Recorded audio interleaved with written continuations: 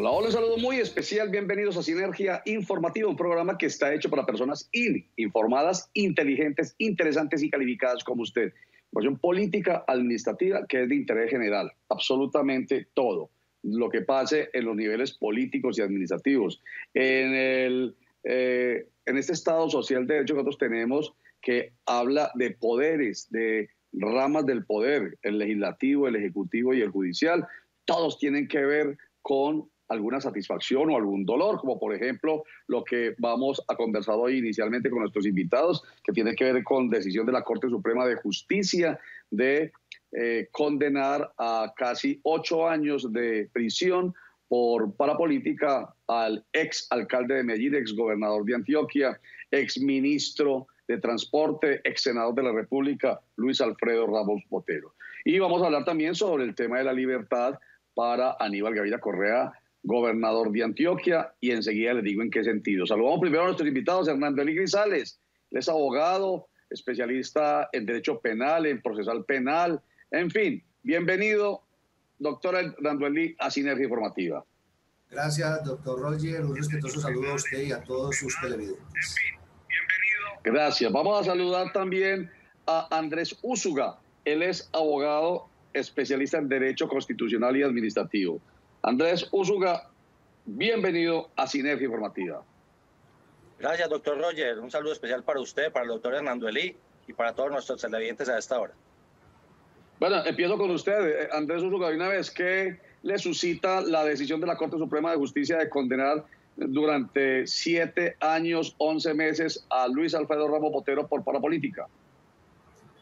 Pues yo seré muy sincero, a mí me duele esa situación, no solamente por el tema del departamento de Antioquia, que lo vengo diciendo hace tiempo, y es que tiene los 4 hombres más importantes de la historia de los últimos 25 años del departamento sub judice, muy extrañamente, desde unos criterios bien curiosos de la Corte Suprema de Justicia, sino que también me duele desde el punto de vista personal. Conozco al doctor Luis Alfredo, conozco de sus calidades y de su ejecutoria, de su experiencia, pero adicionalmente de sus valores y a su familia. Entonces me duele personalmente, pero creería yo que Perfecto. Lo que más me duele es que sigue la justicia colombiana denigrando de sus propias virtudes.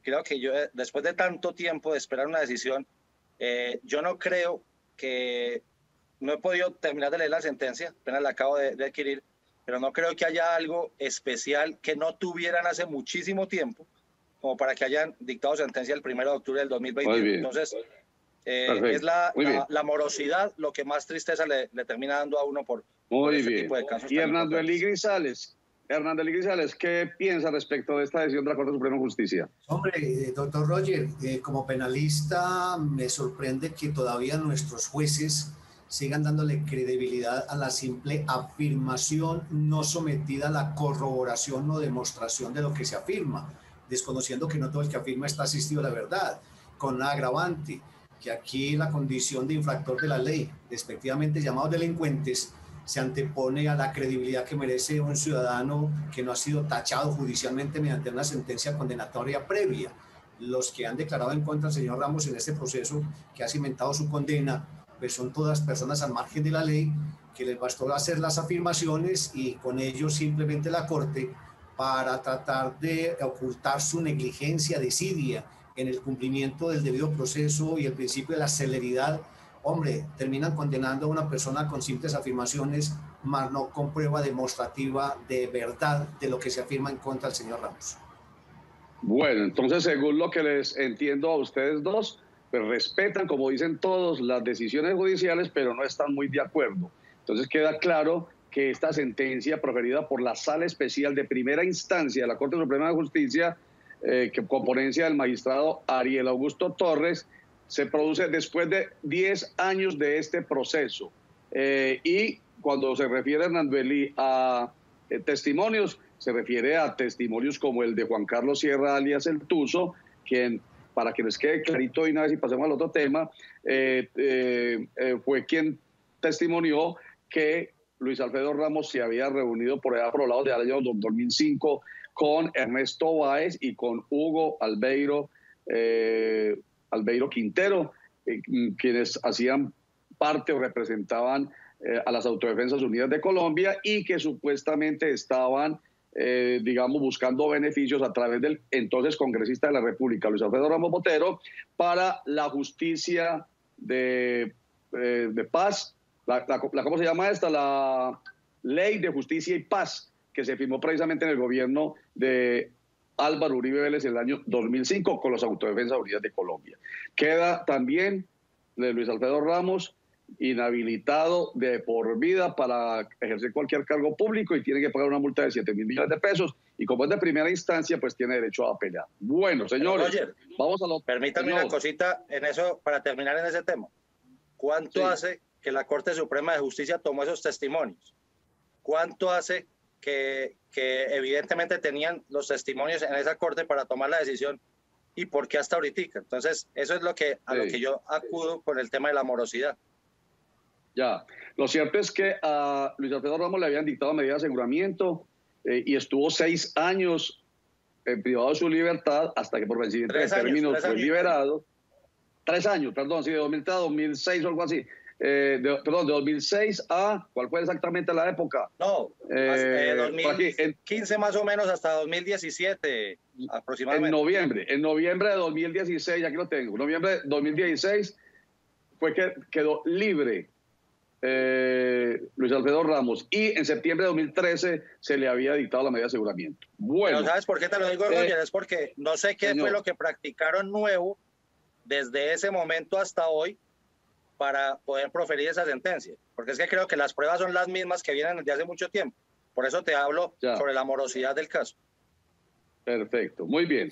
Vamos a hacer un corte para mensajes y enseguida nos adentramos con nuestros invitados Hernando Elí Grisales y Andrés Úsuga en el tema que se refiere a la libertad provisional del gobernador de Antioquia, Aníbal Gaviria Correa, y el hecho de haber asumido ya la gobernación, y 2 tesis que existen al respecto. Una que podría llevar, la de Hernando Elí Grisales, a pensar que hubo usurpación de funciones por parte del gobernador, y otra, la que desde el derecho administrativo plantea Andrés Úsuga en defensa de la posibilidad de que haya asumido su cargo como gobernador titular. Ya regresamos.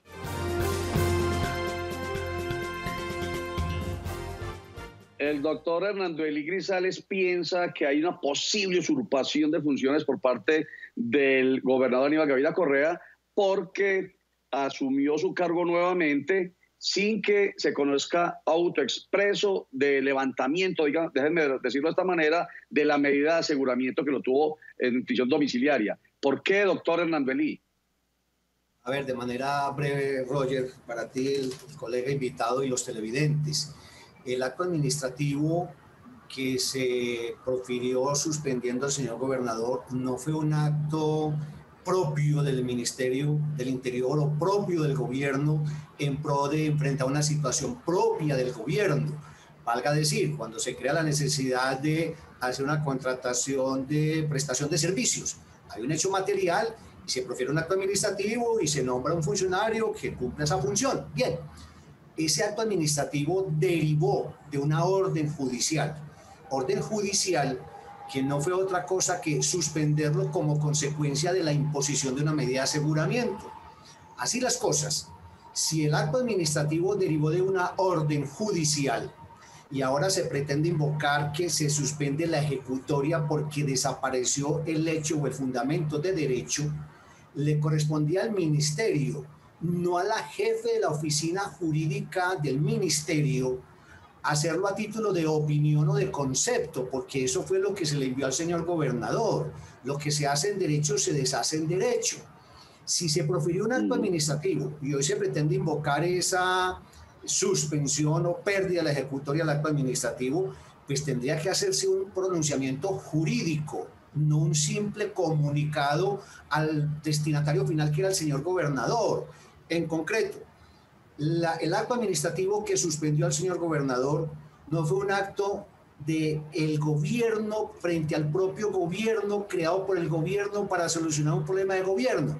Dicho así de simple, fue un cumplimiento de una orden judicial. Bien, si ahora se pretende indicar que no se puede mantener la suspensión del señor gobernador porque desapareció el hecho o el fundamento del derecho, no son conjuntivos sino disyuntivos.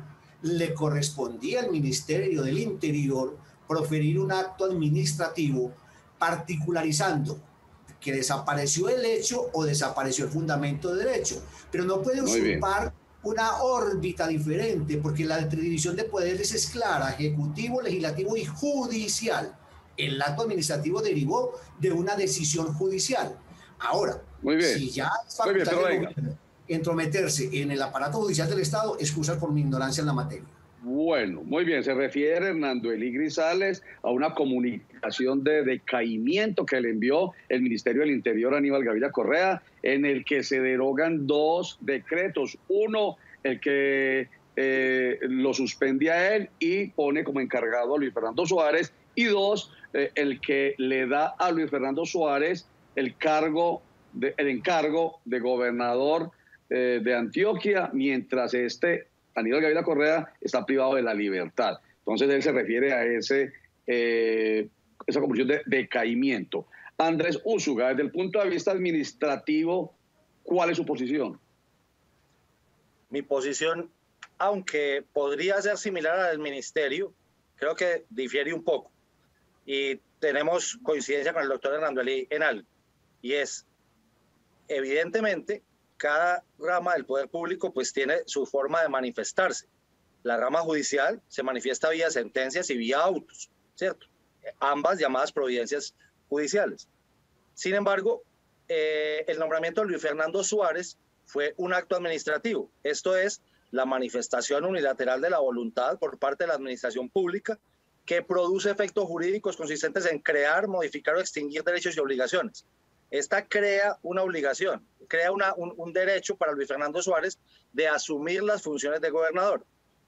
En ese mismo orden de ideas, el acto administrativo y todo lo que concierne al acto administrativo está marcado en el Código de Procedimiento Administrativo y de lo Contencioso Administrativo, que es el CEPAC, Ley 1437 de 2011. En ese orden de ideas, en el CEPAC también existe el artículo 91, que dice la pérdida de la fuerza ejecutoria del acto administrativo. Evidentemente, el decreto que firma el señor presidente de la República, Iván Duque Márquez, nombrando a Luis Fernando Suárez como gobernador encargado mientras se resolvía o se pudiera resolver la situación, la motivación del acto administrativo, ¿cierto? Los actos administrativos tienen motivación y tienen un resuelve. La motivación del acto administrativo tiene que ver con un auto proferido por el Poder Judicial. Pero el Poder Judicial, ojo, que creo que hay una partecita importante donde yo también me declaro algo ignorante con respecto al tema penal, porque hace mucho tiempo no lo ejerzo, y es quien profirió el acto, a pesar de ser la Corte Suprema de Justicia, es por ser el fuero del gobernador, en Ley 600, actuando como fiscal, no como juez. No sé si me hago entender. Ahora bien, los dos son jueces, los dos son de la rama judicial. Tanto la Corte actuando como fiscal, como la Corte actuando como juez, porque es Ley 600 y porque es el aforado. Sin embargo, evidentemente el acto de nombramiento de Luis Fernando Suárez cae con el auto que decreta la libertad, por lo que haya sido. Mi concepto, por lo que haya sido.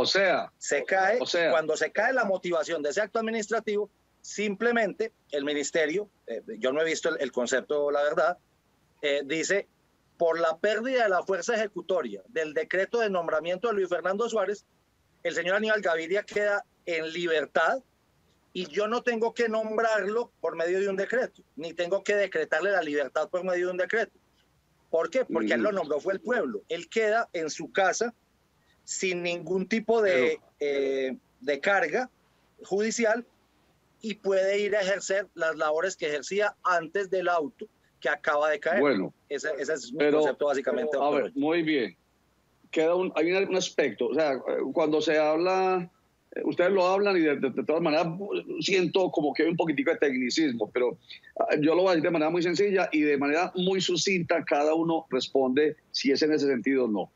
Debió existir, doctor Hernando Elí Grisales, un documento expreso, déjenmelo decir de manera bien sencilla, de parte de la Corte Suprema de Justicia que dijera: señor Aníbal Gaviria Correa, usted es libre, ya no tiene medida de aseguramiento, es libre. Debió existir ese documento. Y ese documento, como una boleta de libertad, y ese documento es el que le debió autorizar al presidente de la República a través del Ministerio del Interior decir: señores, primero Luis Fernando Suárez, se le acabó el encargo, vuelva a su Secretaría del Interior. Y señor Aníbal Gaviria Correa, ya usted es libre, no tiene medida de aseguramiento porque aquí lo dice, puede asumir el cargo como gobernador. ¿Es eso, en síntesis, Hernando Elí Grisales?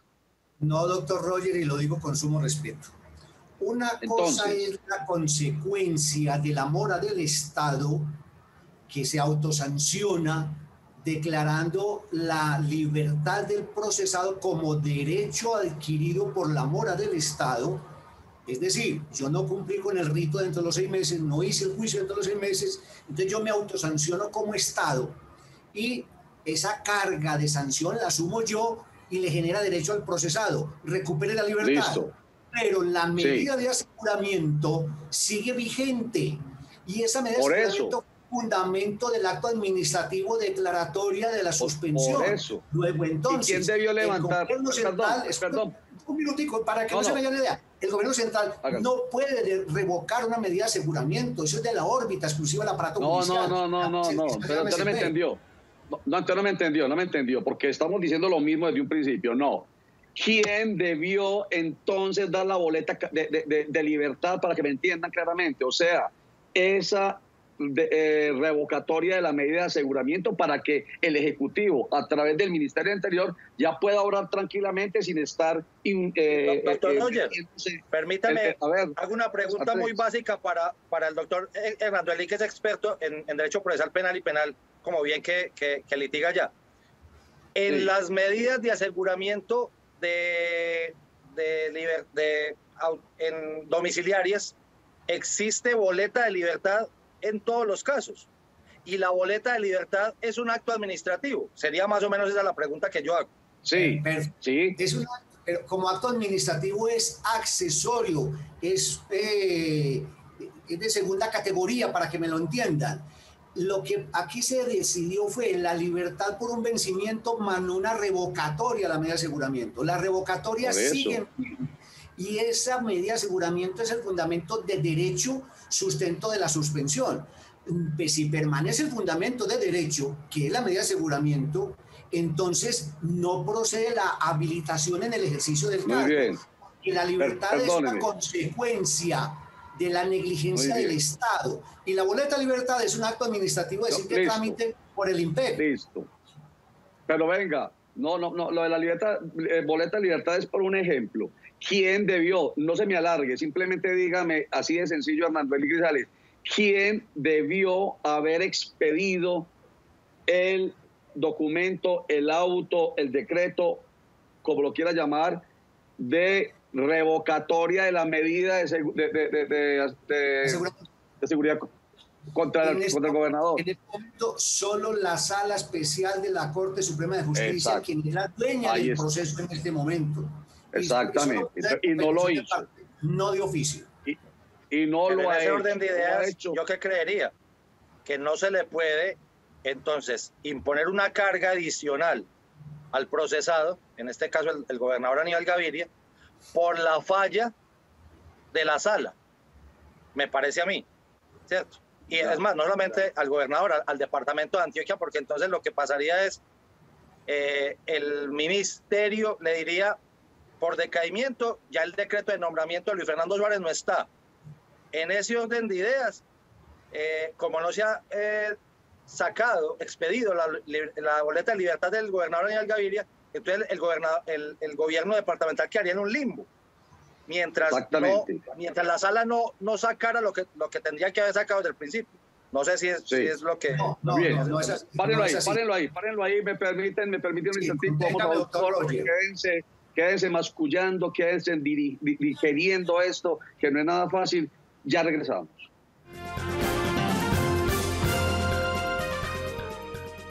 Mediante una alianza entre el SENA y el Instituto Nacional de Formación Técnico Profesional Infotep de República Dominicana, se concretarán acciones que impulsen la ejecución de programas y proyectos relacionados con la formación técnica y tecnológica del talento humano. Ramón Santos es el director general de Infotep. ¿Qué significa esto? Hoy se inicia una cooperación de dos instituciones dedicadas a la formación técnico-profesional de los recursos humanos para la empleabilidad. Y esto tiene un gran significado, porque se hace después de 1 año y medio de una pandemia como fue el COVID-19, como es el COVID-19, aún no superado totalmente. Después de una esperanza que le abre a la humanidad, la inteligencia artificial, la cuarta revolución industrial, y después que los pueblos latinoamericanos han comprobado que el mejor sistema para vivir es la democracia y que la mejor forma de vivirla es con personas que estén en un estado de bienestar. Muy bien, volvemos con nuestros abogados invitados. Entonces, ¿qué vamos a hacer, señores? A mí me está quedando absolutamente complicada la situación. Oigan, la sentencia a la cual se refiere el Ministerio del Interior, que habla de una sentencia de la sección 4ª de la Sala de lo Contencioso Administrativo, que dice que el decaimiento de los actos administrativos es una figura en virtud de la cual se predica que estos, a pesar de no haber sido anulados por sentencia judicial, pensemos en la boletica pues, de libertad, entre comillas, no, pierden fuerza ejecutoria. Esa pérdida de fuerza ejecutoria es consecuencia de la desaparición de fundamento de hecho y de derecho. O sea, yo entiendo como que es necesario que la Sala especial de la Corte Suprema de Justicia haya tenido que emitir auto derogando la medida de aseguramiento, doctor Hernán-Belí. No, esa no es mi interpretación. Una cosa es que el juez contencioso entre a valorar un acto administrativo en pro de encontrarle un vicio de fondo o de forma que lo lleve a nulitarlo. Pero es el acto administrativo del gobierno para el gobierno y por el gobierno. Es decir, de mi propia casa. Pero esos actos administrativos fueron cumplimiento de una orden judicial. Y ese cumplimiento de esa orden judicial tiene fuerza vinculante hasta tanto el fundamento de la orden judicial desaparezca. Y el fundamento de la orden judicial fue la medida de aseguramiento. Es que no podemos hacer sinónimos. Medida de aseguramiento con vencimiento de términos y libertad provisional. Está claro. En derecho la sinonimia es más estricta. Una cosa es la medida de aseguramiento y la consecuencia de la medida es la limitación del derecho de locomoción, confinado en centro carcelario o en casa. Muy bien, Hernán-Belí, queda claro su postura. Rápidamente, ¿usted qué piensa sobre esta sentencia de la que se pega el Ministerio del Interior, Andrés Úsuga? Cortico, por favor, que se acabó el tiempo. Yo creo que el Ministerio actúa como administración pensando en derecho administrativo más que en derecho penal. Y creería, estando de acuerdo con la doctora Hernán-Belí, que si bien la Corte tuvo un problema, debe solucionar el problema la Corte, y creo que el abogado del gobernador debería pedir esa claridad urgente. Pero creo que no se le pueden, de acuerdo al error que haya tenido la Corte, conculcar los derechos al gobernador de ejercer como el gobernador en este momento. Perfecto. Andrés Úsuga, muchísimas gracias, abogado, por estar con nosotros. Muchas gracias a ti, Roger, y a todos tus oyentes y al colega, con todo gusto. Hernán-Belí Grisales, muchas gracias, abogado, por estar con nosotros. A usted, Roger, por la invitación, y un saludo muy respetuoso al colega con quien sí me gustaría compartir el tema a más profundidad, porque yo creo que al señor gobernador hay que protegerlo con conceptos externos, no del comité. Muy bien. Y después de que se reúnan y saquen un documento, aquí lo presentamos de claridad, porque es bien importante para el entendimiento de todos. Pero sobre todo, como dice Hernán-Belí, por protección del mismo gobernador de Antioquia, que no vaya a ser... departamento. Y el departamento, por supuesto, que no vaya a que esté cometiendo una falta grave por desconocimiento o por mala interpretación de la norma. Recuerden, el COVID-19 existe, enferma y mata. Así que responsabilidad, compromiso y disciplina. Gracias, chao.